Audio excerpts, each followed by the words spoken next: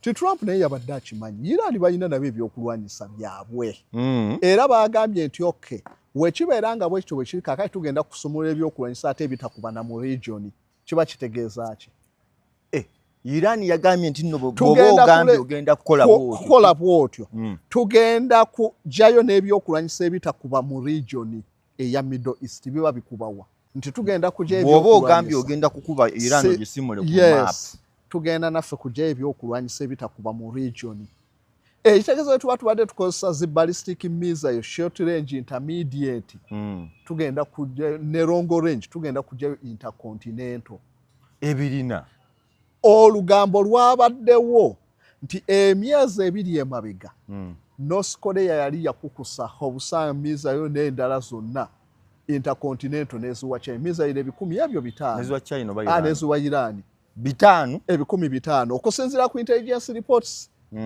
nti bakukusa ebyokulwanyisa bino nga n'Amerika tetegedde n'amawanga nga tegategedde nti North Korea ekukusa ebyokulwanyisa biwa Iran bakola batya Okay. Assalamu alaikum warahmatullahi wabarakatuh.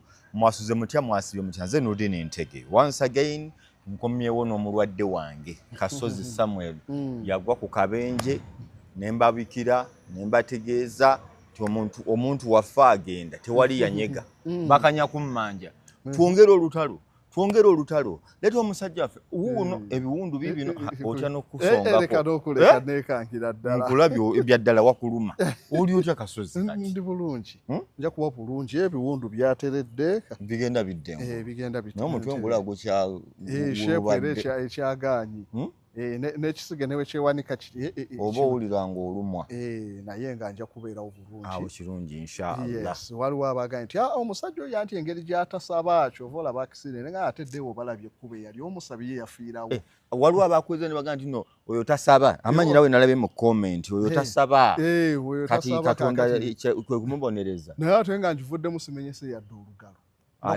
Deo balye bekube yali wati. Deo balabye yatandika we wasenyonga ya pastor yalinnya mu Qur'ani. Yekera nagwa kwa accident. Yalinnya mu Qur'ani. Anti mpaka ngama tinsobola n'okulinnya mu Qur'ani obulokolawo nga bwakatandika. Nga bwafujjo. Ajajjaje. Bw'ochabwaka. Pastor Kayiwa walingawo gundi Kayiwa Kayanja yali tannaba. Kayanja yali tannaba kugira nnyo. Awo naye nga balabye ekkubo yali batandika Christian Life Church awo. So naye yafiirawo yafuna accident. Yalinnya mu Qur'ani.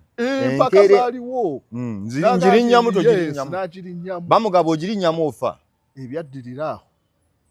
Amuziika abaaliwo bakyabijjukira. Kyali ndoosa 96 oba 97 awo. Soka kali atenze embanga nawonye munnake. Olutayiza kiteka ko yatakabenje kabaka no kubasigenda mu church. Engabi we wona empologoma naye ebeere egenze mu church. Goloza zonna buli empologoma jegoba bagikwata. Naso siwona. Ekintu ky'obutasaba kyakulumye Kasozi nkulaba. Ajagadde kukiddamu buzi. Oyagadde kukiddamu. Yagadde kukiddamu buzi. So enaje musinzira okutulaba tuzze. Tubadde tugoberera olutalo mwebale abatambudde naffe olutalo kuva lwatandika. Iran, America, Israel, wo. Naye mu kutambula kwalwo ani yaluwangudde. Ekyokubiri twalabye ku ceasefire. Kakati ceasefire yabaddeke obukwakulizo bungi. Kino. Jeri teriyo. Ekyokubiri nga Trump ataddewo kutiisatiisa agenda kukuba Iran agisiimule ne ku nsi. Ekyo nga yabadde alimbidde ddala. Ngenda kukuba Iran. Naye nno Iran yatyamu neekwata abantu ne bateeka ku bridge zonna mubeereko awo tulabe bw'abattirako. Ekyo Iran baali baagala kuwangula mitima gy'abantu. Osobola owangula olutalo naye nga towangudde mitima gy'abantu. Iran baali baagala kuwangula mitima gy'abantu. Bateekeyo obafuule engabo Amerika gye bakube then ensi yonna emale yeye esalire wetegeera ani mutemu munsi wano. Iran ke kakojo ke yaliko. Ke kakojo ke baali. Nali manyi yali mu kakutya. Ate onoosobola otya okunkuba. Bono za infrastructure zaali mmeka ze baali bagenda okwetooloola. Iran eyina power stations esukka 98 generating amasannyalaze. Power station 98 kuliko eza nuclear ezikozesa uranium kuliko eza gaasi zonna. Uganda tulina amabibiro ndowooza nga 6-7 ne tugattako n'erya Geothermal n'amalala amatono naye bali mu 98. Balina bridges, balina port, balina buli kimu, ebyo byonna byabadde bijja kuba baalitaddeyo bameka. So kiri kyabadde just kyakwagala kulaga nsi yonna esympathizing ne Iran kuba abaana b'essomero olabe bajja kulaga olowooza China lwaki bagisosola bagiyita Tiananmen Square incident. Bagiyita batya? Tiananmen Square incident. Etya Incident eno yaliwo ku mulembe gwa President Biden babeeranga ba Secretary General Deng Xiaoping. Deng Xiaoping yali mukadde naye ye mukulembeze akyasinze okukolera China era ye father of modern China. Yali mukadde myaka nga 82 yali mu bukulembeze ng'olaba n'amatama gajjula kuyiika gati. Naye Deng yakyusa China jijja ku communism jizza ku mixed economy. Addire factories ezibadde za government zibeere ez'abantu. Amataka agabadde aga government gabeera ag'abantu okudda ku private sector nga wano e Uganda. Naye Deng we yateekawo policy ey'okuwa eddembe ku Bachina. Oba kye tuyita kati nga wano tulinawo liberalization, trade liberalization, buli omu wa ddembe okutunda. Political liberalization, buli omu wa ddembe okwetaba mu byobufuzi. Kati ne China baateekawo liberalization. Abaana bwe baafuna ku ddembe aba university ne bagamba kati twagalira ddala eddembe erisusse okwekalakasa nga tuli baddembe okwekalakasa we twagalidde. Ne bagenda beekalakasiza ku square bagiyita Tiananmen Square abaana ba university. China ne bagamba eddembe tetunnalibawo ery'okwekalakasa gavumenti muveewo tubawadde okuwera 6 ogw'ekiro nga tewali mwana kobba osaaga. Abaana ne bagaana tuyize eddembe lyaffe. Eddembe lino ddembe ly'abuntu. Baleeta tanka ez'amagye ne zirinnya abaana okuba betenta. Ensi yonna omwana n'ayimirira owa university bw'ati nga tanka zisimbye layini zoolekera webeka n'ayimirira. Omwana era bagiyita symbol of resistance. Omwana yagaana okuva mu kifo tanka ne zimulinnya. Naye baabalinnya bonna ne babatta ne babalaga nti fe okwekalakasa tetukukkirize China era yo tradition ne bagisetinga. President weeri Deng Xiaoping n'agamba nti democracy kizibu kyalinga woolaba woggula eddirisa ekiro okufuna fresh air. Ogula kufuna kawewo mugiramu n'ensiri. Kati n'agamba tetujja kulemwa kufuna kawewo olw'ensiri, tujja kutta nsiri. So woba wadde abantu democracy mujjamu n'abaana abasusse ffe eddembe lyaffe tujja kujjamu abo ensiri zo zijja kuba fresh air tujja gifuna ajja kusigalawo waffe ku China. So kaakati na wano Iran okuteekawo awo okukuba kyali badde ensi yonna. Abaana abo waali balabye ne bakubako n'amanya waali balabye nga bababbulamu ne square egindi Bulgaria ewa obeera olese resistance enzibu ennyo. So gundi yabadde kantu kyamaanyi nnyo.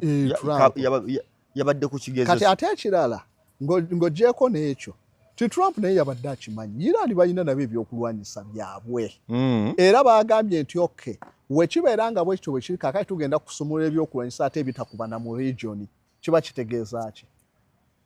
Iran yagambye nti nno bw'oba ogambye ogenda kukola bw'otyo tugenda kuggyayo n'ebyokulwanyisa ebitakuba mu region eya Middle East biba bikubawa. Ogambye otya? Iran yagambye etya?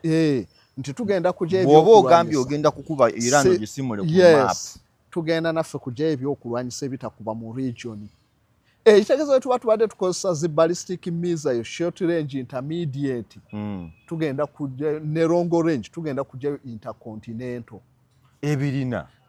Olugambo lwabaddewo nti emyezi 2 emabega. North Korea yali yakukusa obusaa missile n'endala zonna. Intercontinental n'ezuwa China. Missile 10,000 ebyo 5. N'ezuwa China oba Iran. N'ezuwa Iran. 5? 10,500. Okusinziira ku intelligence reports. Nti baakukusa ebyokulwanyisa bino nga n'Amerika tetegedde n'amawanga nga tegategedde nti North Korea ekukusa ebyokulwanyisa biwa Iran. Baakola batya? China baalina kye bayita Belt and Road Initiative. Belt and Road Initiative. Eno China yagendererwamu nti olw'okuba Amerika etutawaanya nnyo ku ocean sanctioning amaato go eganagira tugenda okugakwata tugakebere China nemanyo promotinga obusobozi bwange obulungi sijja kulirayinga ku nnyanja China bazimbye enguudo oluguudo nga bagoberera ze bayitanga Silk Roads enguudo ezayitibwangamu abasuubuzi mu biseera bya business Yesu tannazaalibwa nga bava mu Europe ne bajja mu Middle East ne bagende India ne bagende China ne bagula engoye za siliki baali batandika ddokola siliki kaakati enguudo ezo zaalingawo kati China ze bagamba tu revivinga abasuubuzi mwe bayitanga okuva mu Central Europe okuva mu Armenia mu Mongolia nga tebakozesa mazzi China bazimbye enguudo bayina oluguudo network enkambwe bw'ekyo eziyita mu China neziyita mu Mongolia neziyita ne basala ensozi empanvu esinga ne Rwenzori ne bakolamu enguudo bayina train eziyita mu nsozi wakati lusozi China mu decade emu ekozeseza cement America gwetekozeseza mu century ndikanaawo mu decade emu dikede tuli ku myaka 10 okuva Deng gundi ono aliko Jinping yakwata obukulembeze 2013 naye okuva 2010 paka 2020 bakozesa cement America gwetaakozesa mu kyasa eky'emyaka 10 nga kyokka mu myaka 10 mwe bazimbira St. Lawrence mwe bazimbira zi Panama Canal mwe bazimbira zi Tennessee mwe bakolera buli kimu last almost laboratory mwe bakola atomic bomb naye tebatuuka ku cement China gwekozesa mu myaka 10 bazimbye railway line train eziri waggulu nga Workers House obuwanvu eyo ye China eziyita mu nsozi eze Tibet ezewa boolekera mu Afghanistan Iran olwo nabaagala akatala ako bakawangule kuba teri atundayo bulungi ezo nsozi ne bazimba enguudo ezolekera mu Mongolia bazimbye pipeline eva Russia okuyingira China so bakoze bingi bakubye paka Russia kati pipeline amafuta gajja kuyita mpaka gaite mu Mongolia paka China bazimbye okugenda manga gona ga Kazakhstan Armenia buli wamu wonna paka mu Iran kaakati enguudo ezo North Korea mwe bakozesa basombanga mizairo ezenguudo bazizimba ne zigwa n'okugwa zagwadde zisinga zagwadda kasozi tonnimba gwe omuntu waffe balina gundi bateekemu buteesi kye bayita Belt and Road Initiative kanjiteekemu wano giteekemu jjajji basomera Belt and Road Initiative so abasajja enguudo bazikola ziconnecting kakati bakimanya woyisa ku eryato lyonna kyangu America suspecting China yagikwata dda a massive global infrastructure and economic development strategy often called the modern Silk Road ebyaddala tolimba nze sikyali mukulimba amamu waliwo abakwegezaamu wano Wikipedia nayo netuwa the Belt and Road Initiative also known as the One Belt One Road One Belt One Road and sometimes called the New Silk Road is a global infrastructure and economic development strategy of the government of China ne batukomyawo the government of China ne batutwala wansi batuwadde kyekirala the initiative was launched by Chinese Communist Party CCP General Secretary Xi Jinping in 2013 while visiting Kazakhstan. It aims to invest in over 150 countries and international organizations through 6 overland economic corridors and the 21st century maritime Silk Road. Mu mawanga ameka so kakati eyo negenderamu ku promotinga busuubuzi tebajja kayana na America mu ocean na kikulwani ne batugamba as of 2025 participating countries account for nearly 75% of the world's population and over half of the global GDP based on aggregated membership and international economic data sets. Kambako miao. Connecting India is a billion. Connecting na mawanga ga Irani milioni 9 zilia. Connect so bali na kumpi population yesinga yone yensi China jikavarinze 75% trade America isigaddewa. Naye komanyi tabo China kyogamba eri serious bwetyo. Ne mwamusagana busa. Nyina abatuuka ne bagaya nyina yangamba America ogimanyi. Nedda abantu bwe balina okumanya nti amawanga waliwo neweziba factories waliwo kye bayita industrial inertia. Nti ekitundu ekyali kimanyikiddwa nti kino kya factory kituuka ne kiddirira. Nga enguudo bazimba dda zikaddiye mulimu kakati ebituli zaagala kuddamu kuzimba factory agasenge gakadde kati ge mawanga ga Europe Europe baagazimba tatunula ebibuga nga Budapest Hungary bibuga bikadde byakukula ebiyumba kakati toyinza kubireeta kuba Abu Dhabi abapya toyinza kubageza ku Dubai yakabwetu toyinza kubaleeta. So inertia jeba bakati na America system zaabwe enkadde ne wotunulira amafuta ekibamenya kiki America bakola refineries ku mafuta tozanyira kwa America omusajja yampereza wano message nanga nulini muri mu kwerimba nkulaba ngo omuntu ategeera nawe nuludini ku magezi golina n'otuulaawo n'omusajja n'akufera waliwo asinga America oil reserves anti kakati oyo tategedde oil reserves America eina ensi yonna egikunganya negiteekawo bweti tomanyika kodyo kerimu Iran nga bagisibye teina America bwegenda kukosebwa in fact kiyamba buyambi America kulaba ng'esobola okubanga controlling ensi yonna kati oyo bambi tasobola kwawula noja nogamba ogenze musabo bakusabye kapa ne bagamba ensirugavu oli najja nagamba nudi toyina magezi bakusabye kapa gwe n'otawaana batomanyi kapa waliyo kapa ez'ebitanga waliyo ensirugavu waliyo enjeru waliyo kati n'amafuta reserves zirimu ebika waliwo share reserves ago gaba mafuta tuyinza ogamba gega agatanaba kubeera fully processed gobanga musenyu naye nga gulimu amafuta nebereyo ne crude oil wosanga nga ye alinga buugi bwatyo America bayina share reserves be bazisinga naye source reserves eza crude oil kyogamba America tena crude oil tebayina reserves nyingi wabula bayina share reserves nti guba musenyu nga naye gulimu gwetabisemu n'amafuta gukyali mu processing ekula gakyakula awonkambo kakati oga processinga oyina okukozesa ebyuma ebingi ate okugasaanuusa basobole okugasikayo ng'ate agenda gafuukemu amafuta America ekyaleetera okudominatinga mu Middle East oyo kyate atunuulira nti America batunuulira cost of production oba ontwala by 1989 1989 yes General wa Russia yali akulira Navy Air Force ne bali bamuyita Ivan Kosilov yalina document ku mmeeza ye nga ya miko 89 document eri abakungu mu Soviet Union bajjanga ne bakeera ne bagisomako ne batula ne balowooza ekyokukola ne batuuka ne bagamba Soviet Union eyina okugwa olwa document eri kye yabawa document yali eraga nti ekigenda okusuula ensi zonna mu myaka egiddako mafuta Russia nga bagirinaawo nga era bawa precautions Soviet Union weebe neetaasa balina otula mu kizibu ky'amafuta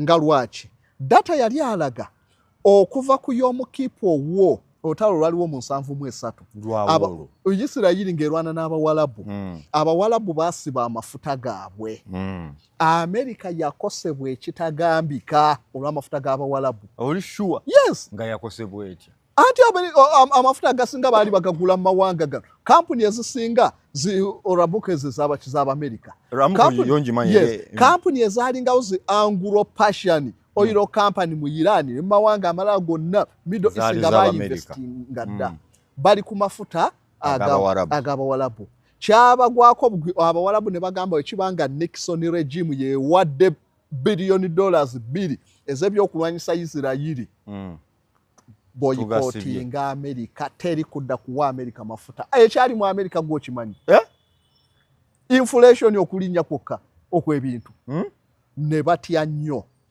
era kyekyawaliza 75 America okusayininga endagaano ne Saudi Arabia nti amafuta gonna aganagulibwa mu Saudi Arabia ng'emu ku baali basinza reserve z'amafuta galina gulibwa mu dola y'entandikwa ya petrodola. Njiraba.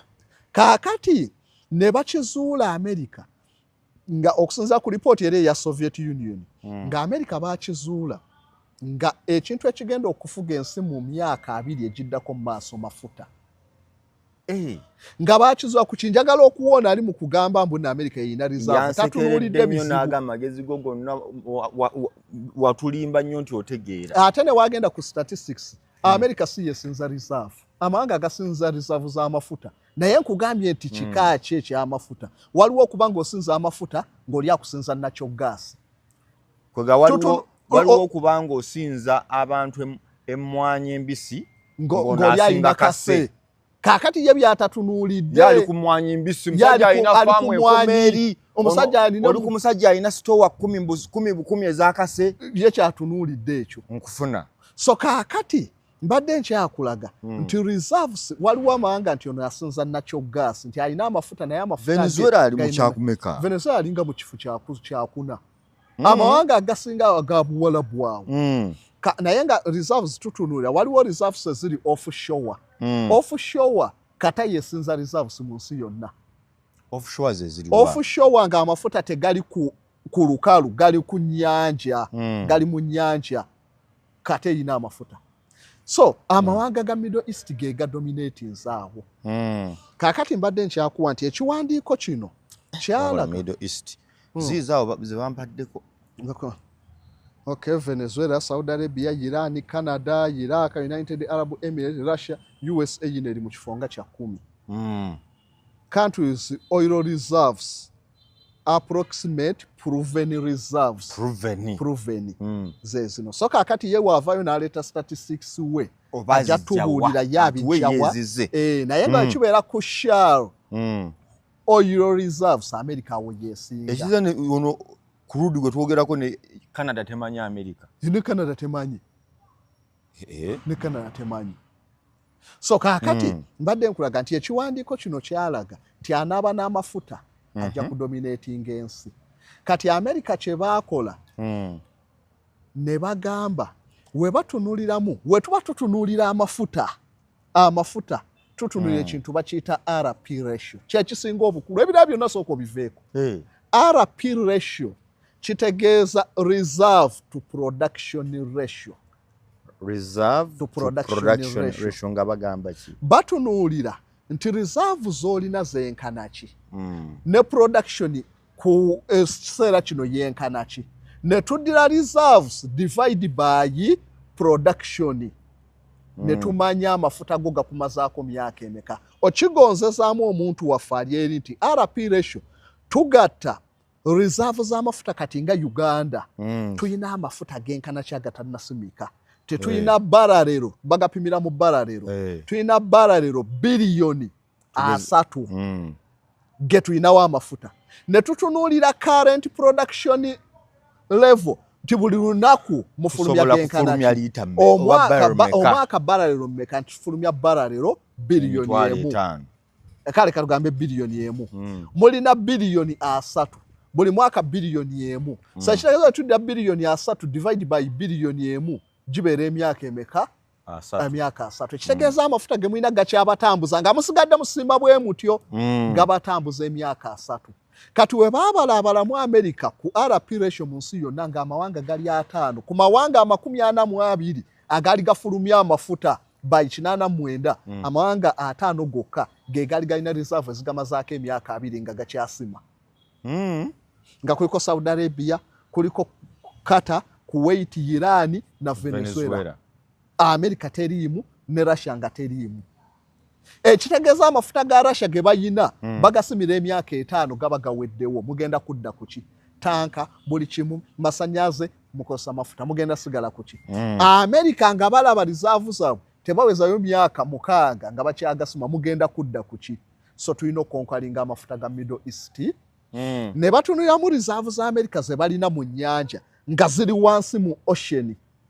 Ng'okusima mu ocean okuteekawo ekigundi ekyo ku mazzi balyoke batwale pipes zituuke ku wansi ate ziryoke zikke munda mu njazi nga okufulumya barrel emu America beetaaga okukozesa $20 cost z'otaddemu average cost tetutunuulidde fixed cost mwazimbye dde ebintu yammwe naye buli lunaku okufulumya barrel emu weetaaga $2 nga mu Saudi Arabia ne Qatar okufulumya barrel emu beetaaga cents 20 teziwera na $1 emu nga okugula amafuta agali already extracted mu Saudi Arabia weetaaga $16 nga mu America okufulumya gamu mwetaaga $2 ku muntu amanyi capitalism nekye bayita profit maximization oba price mechanism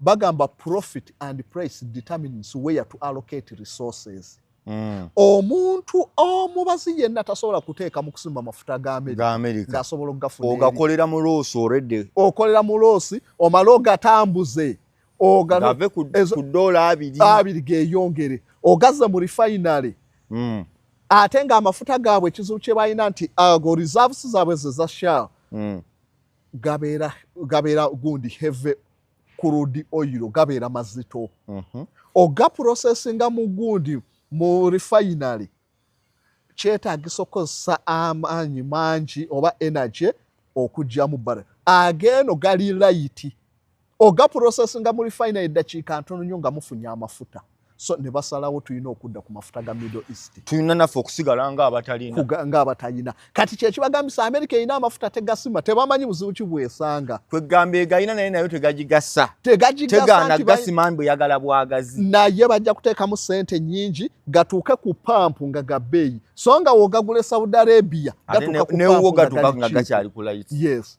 kati kyekibala ekiri awo so baleme kuddawo okugira oyo ategedde tajja kuddamu kumbuuza byakisibu so kati ekikiwedde kakati okuddayo waliku nti ku Belt and Road Initiative China baazimbengo kati mizairo mbu North Korea baazikukusiza nga bakoleseyo gundi Silk Road bakozesa Belt and Silk Roads ne zituuka mu Iran wekibadde kigambibwa nti balina ballistic intercontinental mizairo 500 intercontinental muntu wange gimugambe yekola etya mizairo ballistic mizairo the missile is following a particular trajectory nti wogisimbula wano ejja kugenda mu layini erinnya mu altitude egende mu layini ekole arch ekintu ekiringa arch yekyekiki kale ekola arch nti wogisimbudde opredictinga nti ejja kugwa wali ye ballistic naye zirinamu ebika okusinziira ku yingini yayo esobola givuga kutuuka wa waliwo short range ng'ejja givuga kuva kilomita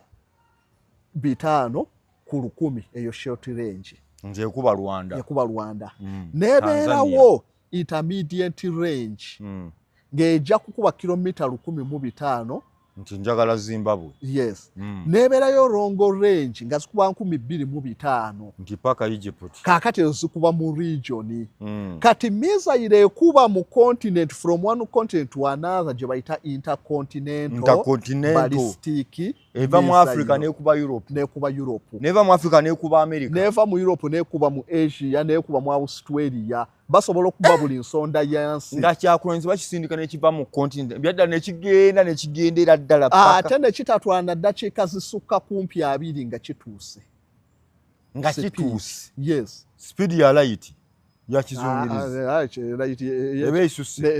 ya light tegambika koko so kaakati oze missile kati America ebyo byonna babadde bajja babyasesinga nga balaba ttabo Iran gye bataddeko bakisuubira bayinza okuba nga balina ebyo byonna kaakati wona ogamba nti nogenda ku obliteratinga Iran nga Iran weeri ne ku bunene bwayo ojja kwetaaga okugikuba missile eza nuclear nga 180 okugisaanyaawo bulungi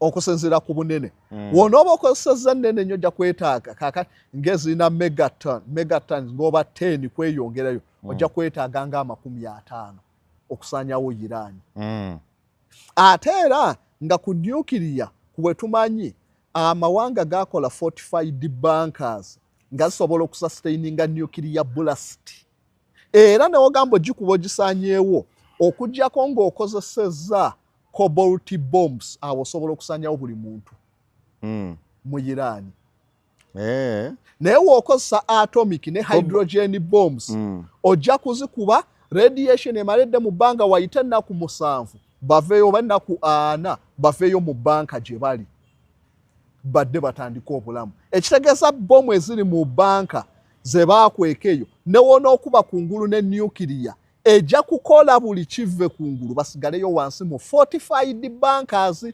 baveeyo oluvannyuma lw'ennaku era bajja kukuba nabo avayo gwe bakubeera ate onoomanya gyafubutusa gyafubutukayo kiro negundi ze bakukube nabo so kaakati awo kyekimu ekyo Trump yabadde alimba ekyogamba nti agenda kubilitatinga Iran yabadde takisobola lwaki eggwanga lya nsozi amawanga ag'ensozi ne nuclear missile effectiveness yayo efa ekendera kyova olaba nti Nagasaki bomu gye baakuba Nagasaki yali nene naye ate impact yali ntono mitwalo gyalinga eno egyafa so nga Hiroshima gyali mu 7 ku 10 olw'okuba Hiroshima yali flat mbadde manyi yali populated Hiroshima yali compared to Nagasaki yes era bwekiri nti Nagasaki yali tawuni ya nsozi nga ogirako katono bwoti eri yeetooloddwa ensozi buli sayidi era nabo baali tebaagala kuba Nagasaki baali baagala kuba Kokula Nagasaki yali namba 2 Kokula ye yali eyina okubwa era ne mu luzungu bakiyita Kokula Lake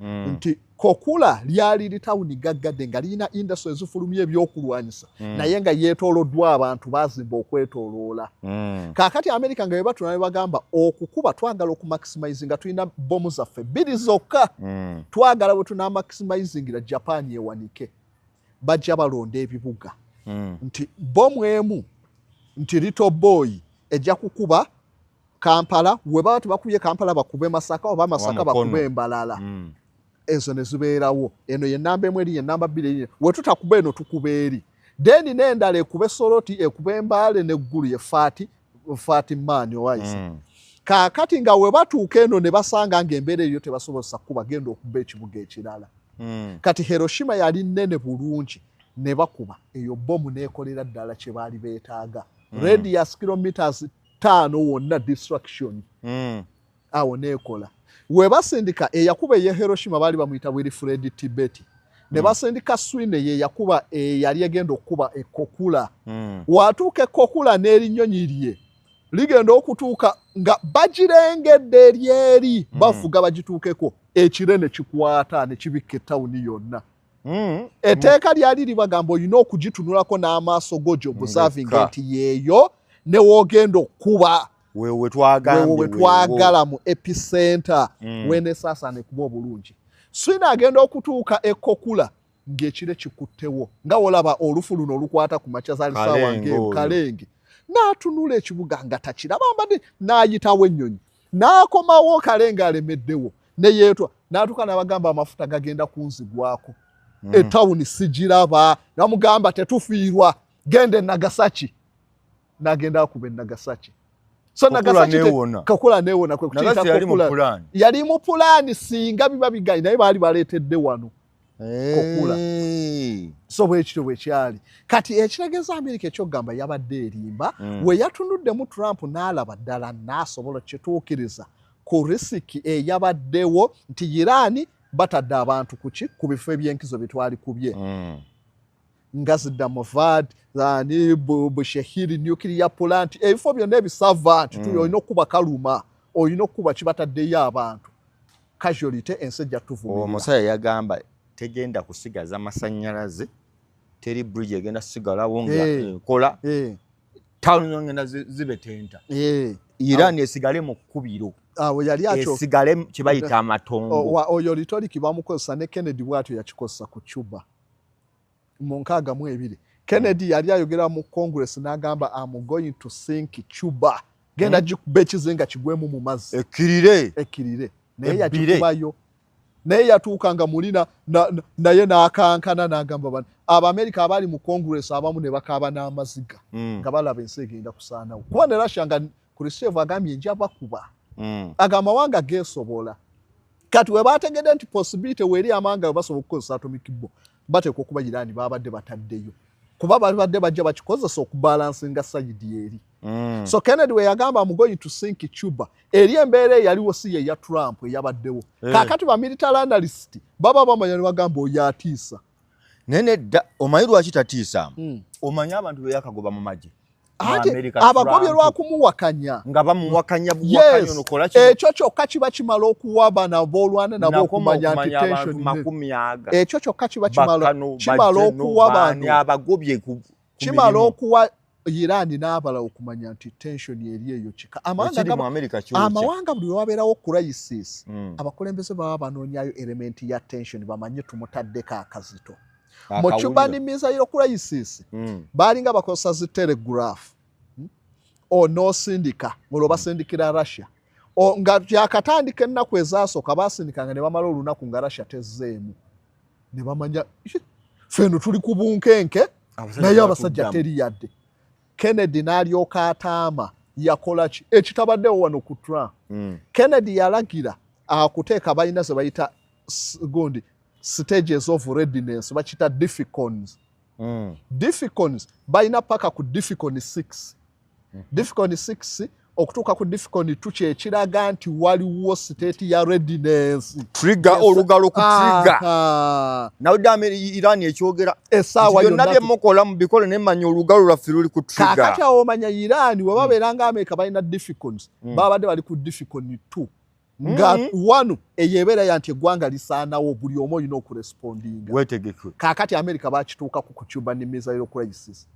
ne baweerezanga Nikita Khrushchev message omurasha ne badda wano ne balinda bagenda okulaba mu ddakiika 8 azzeemu ne baga azeemu tukyali naye etegeeza panic nayo gyeri ne batunuulira engeri gye bawandiise ne balaba spelling zezo spelling babadde bapapa ono awandiisa pape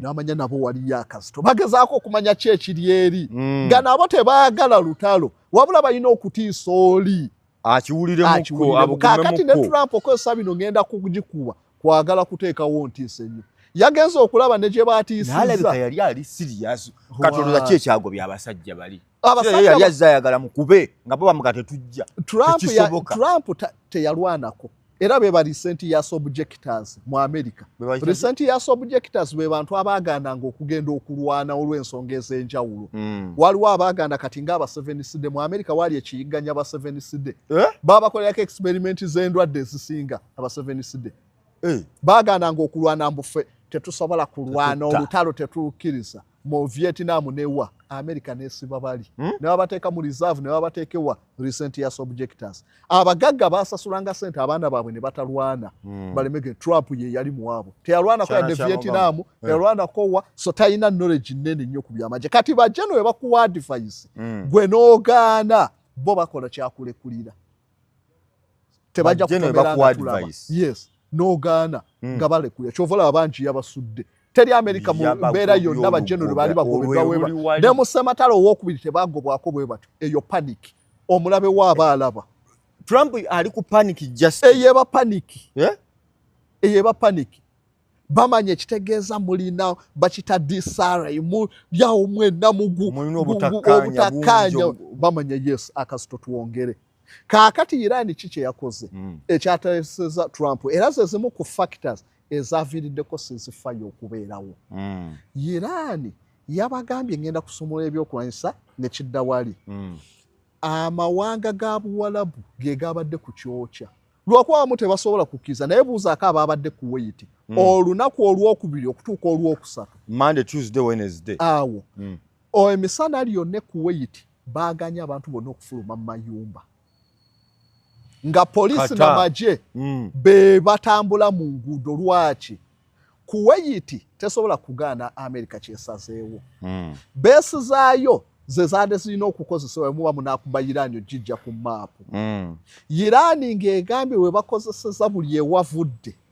ngenda kuza response yenkanankana ne kyemuleese ekivudde ewuwo Iran yabadde nkambwe bwe response yenkanankana nti America kyegenda okukuba mu Iran webe evudde wuwo ne kikubeewa kirindirire response gye bankubye gye ngenda okuzza ewuwo kirindirire mu bwenkanya kakati ekata baddidde abantu bonna ne bagamba mwenna mubeerewo tetumanyi kigenda kuddira Trump agamba agenda kuba Iran ekinaddira tetumanyi ekata buli ewali university eriwo America yegisponsoringa ti American University what mu Kuwait American restaurant mu byonna byabadde abandoned n'amataala buli ssaawa emu byonna nga babijjako ng'otunulira neighborhood yonna amataala gaaka naye wali nti besi ya America wali university library ya America gonna nga bagajja America yatidde ddala bwetu Irani ebadde si ya muzannyo se bika naawe Irani naye bakubye Irani eyo Irani bagikubye kuba w'otunuulira amawanga gonna agawangudde America gagumirwa damage eso okuwangula America olina okugumira damage eso